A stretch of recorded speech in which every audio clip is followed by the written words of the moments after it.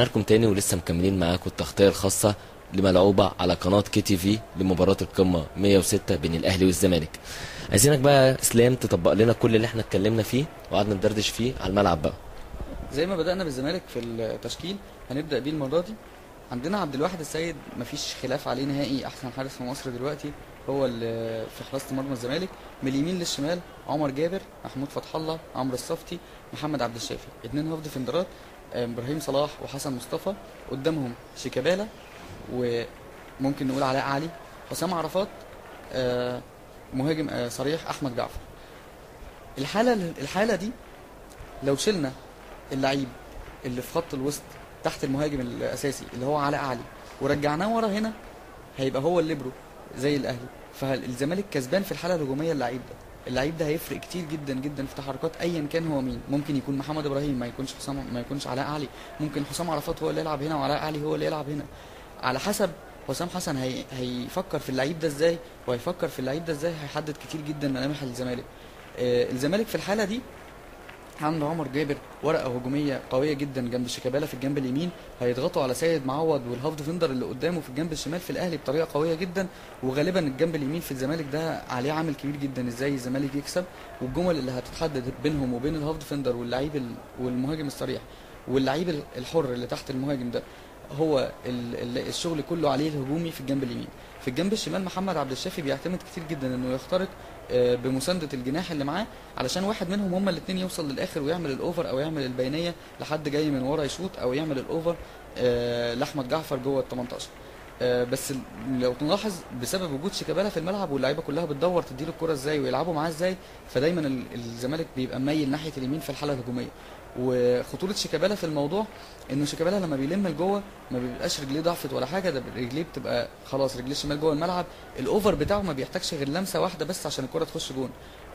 والجمل اللي بيعملها بسبب الاوفر بتاعه وخطورته بتشكل خطوره كبيره جدا على اي خط دفاع. شفنا في يوم ماتش وادي دجله بالظبط لما رقص ناحيه اليمين وعمل اوفر لحسن مصطفى، يا دوب حسن مصطفى تقريبا ما وجههاش قد ما هو لمسها وداها ناحيه الجون مش اكتر. وتحركات احمد جعفر في الفتره الاخيره بقت قويه جدا. التركيز ما بقاش على ان احمد جعفر زي اول الموسم انه يجيب جون هو او عمرو زكي المصاب حاليا ان هو يجيب جون بالاوفرات بس، بقى التركيز اكتر اللعيبه الهاف ديفندرات. بنشوف ابراهيم صلاح بيهاجم، بنشوف حسن مصطفى بيتقدم، بنشوف اللعيب محمد ابراهيم او عمر جابر في المركز ده لما بيلعب بيتقدم كتير وبيبقى هو اللي بيجيب جوان او بجنب شيكابالا. الزمالك تشكيلته دي مخليه فيه انتشار قوي جدا في الحاله الدفاعيه. لو لم حسام عرفات وشيكابالا مع خط الدفاع بقيت بتلعب 4-5-1، وعندك في الاطراف 2 لعيبه اللي هو حسام عرفات او حسين ياسر او ايا كان مين اللي هيلعب في الجنب الشمال، ومع شيكابالا من اسرع اللعيبه في مصر دلوقتي اللي تقدر تهاجم ورا الظهير الايمن او الايسر في على اي دفاع. واحمد جعفر وجوده هنا محطه قويه جدا جدا للزمالك لانه لعيب بيقدر يستلم تحت ضغط كبير قوي، وفي نفس الوقت بيعرف يسلم ويستلم كويس. ممكن يكون اكتر ما هو ما يجيب اجوان لانه احمد جعفر لعيب جسمانيا قوي جدا، سرعته مناسبه جدا ليك كمهاجم، وفي نفس الوقت بيقدر يستلم تحت ضغط، فهو محطه كبيره جدا غير اي مدافع بالظبط. نيجي بقى للاهلي وفي مشاكل كتير جدا في الاهلي. محمود ابو السعود حارس موهوب جدا لكن مهزوز الفتره دي جدا. مشكله الاهلي دايما لما بيتغير عنده حارس المرمى من زمان قوي لغايه دلوقتي دايما بيتغير معاه مستوى الاهلي كله. عصام الحضري اول ما جه الاهلي كان المستوى الاهلي اوريدي مهزوز. نفس القصه شريف اكرامي، نفس القصه امير عبد الحميد لما لعب. كل الحراس اللي بتيجي كبديل للحارس الاساسي موجود في الاهلي دايما بتيجي والمستوى مهزوز اوريدي في الاهلي، فدي ازمه مش عارفين هتفضل معاه طول التاريخ بقى ولا ايه. محمود ابو سعود حارس كويس جدا بس ليها فوات قاتله، ممكن يجيب الصعب لكن السهل الكره ممكن تبقى في ايديه تقريبا وتقع منه. لو قدر يظبط الموضوع ده في الماتش هتفرق كتير جدا مع الاهلي. وجود حسام غالي هنا محاوله لزيزو انه يعرف يجهز خط الدفاع بتاعه ويأمن فيه، وهو مضطر للعيب ده. يعني لو ما عندوش لعيب اصلا يلعب لعيب ظهير حر ورا اللي هو مركز الليبرو، قدامه هيبقى شريف عبد الفضيل، وائل جمعه، واحمد فتحي في الباك اليمين، وفي الشمال سيد معوض. 2 هاف ديفندرات صراحه مش هنقدر نقول ان هم هاف ديفندرات بتهاجم او كده، لان ادوارهم دفاعيه هتبقى اكتر بكتير، لان الزمالك زي ما احنا شايفين قوته الهجوميه عاليه وسرعات عاليه، فهيبقى شهاب الدين وحسام عاشور لو هو جاهز او رامي ربيعه هو المؤهل الفتره دي اكبر. وحسب وجهه نظري انا شايف ان لو لعب بعفروتو وبركات قدامهم جده هيبقى مناسب جدا جدا. في الثلاث مراكز دول هم اللي هيحددوا شكل الاهلي، بغض النظر عن مين هيبقى لاعب ورا، بغض النظر عن تغيير الاسامي اللي ورا. هم كده كده 5 و2 هاف ديفندرات. في حالتين ممكن يغيرهم كابتن زيزو، انه يشيل اللعيب ده ويلعب بيه تحت المهاجمين ويرجع ده هاف ديفندر معاهم، ويبقى الشكل بالمنظر ده. هيبقى 3 هاف ديفندرات و2 مهاجم صريح اللي هو جده وابو تريكه، وتحتيهم 3 هاف ديفندرات اساسي فيهم حسام عاشور ورامي ربيعه وشهاب، لان هم اللي يقدروا يساندوا في هجوميا اكتر من حسام عاشور. ولو الحاله رجعت زي الاول زي ما قلنا، يبقى هيجي هنا بركات وهنا عفروتو. عفروتو هنا افضل لانه بيحب يلعب كجناح على الطرف ورجليه تبقى جوه الملعب زي ما شيكابالا بيلعب، وممكن بيأدي برده جنب في الجنب الشمال كويس جدا. وبركات طبعا بيلعب مع سيد معوض بقاله كذا سيزون بيرتاحوا في اللعب البعض. وممكن بركات يتغير وينزل ابو تريكه، وممكن عفروتو. بس الحيره دي زي ما احنا قلنا، الحيره عندنا في المركزين دول في الزمالك، عندنا الحيره دي في المركزين دول في الاهلي. طبعا جده مفيش خلاف عليه لان مفيش غيره جاهز دلوقتي. لو قلنا ان طلعت وفرانسيس راجعين من الاصابه، بس برده مش جاهزين بجاهزيه جده مهما كان مستواه.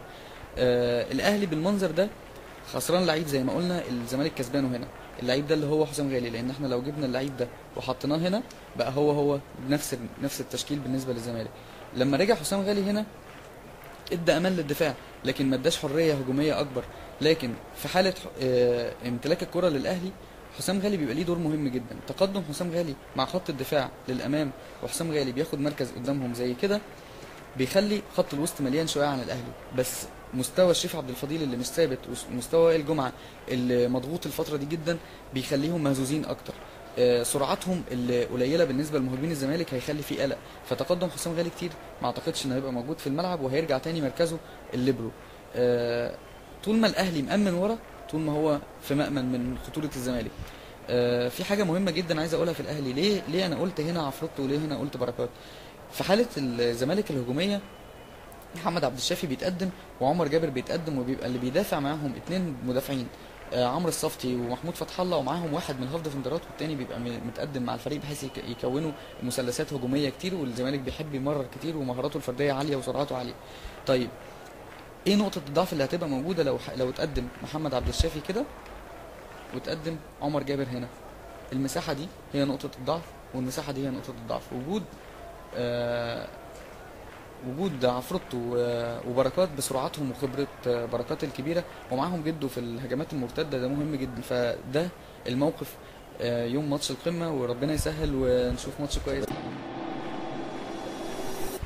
بعبد الواحد السيد ومحمود ابو السعود. عبد الواحد السيد اسم كبير، خلاص حصل على فرصته مع منتخب مصر ويستحقها، هو احسن حارس في مصر دلوقتي. قصاد ابو السعود اللي بيهتز لوجوده، مش لقله مستواه، بس لان في ظروف صعبه بيمر بيها الاهلي. اول قمه ليه، تفتكر ان حراسه المرمى هيبقى ليها دور كبير قوي في تغيير نتيجه المباراه؟ عبد الواحد السيد نقطه قوه كبيره جدا جدا في الزمالك.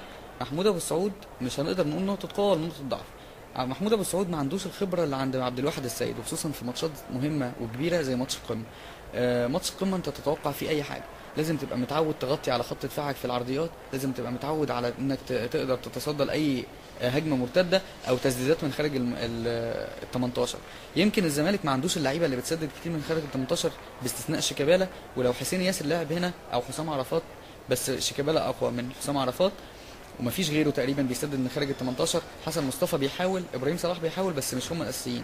علاء علي عنده سنه من التسديد، بس برده ما نقدرش نقول قوي. عبد الشافي تسديداته برده كويسه، لكن برده مش بقوه تسديدات شيكابالا. شاكرين جدا ليك يا اسلام، وبجد كنا مبسوطين قوي من التغطيه اللي انت عملتها. ان شاء الله زي ما انت قلت نشوف مباراه حلوه من الفرقتين ومن الجمهور، اهم حاجه عشان المباراه في الاخر تخرج تبع الروح الرياضيه. ربنا يوفق كل الناس، وباذن الله نشوف ماتش حلو، وانا متفائل جدا ان شاء الله الماتش ده. ان شاء الله، وشكرا ليك يا اسلام.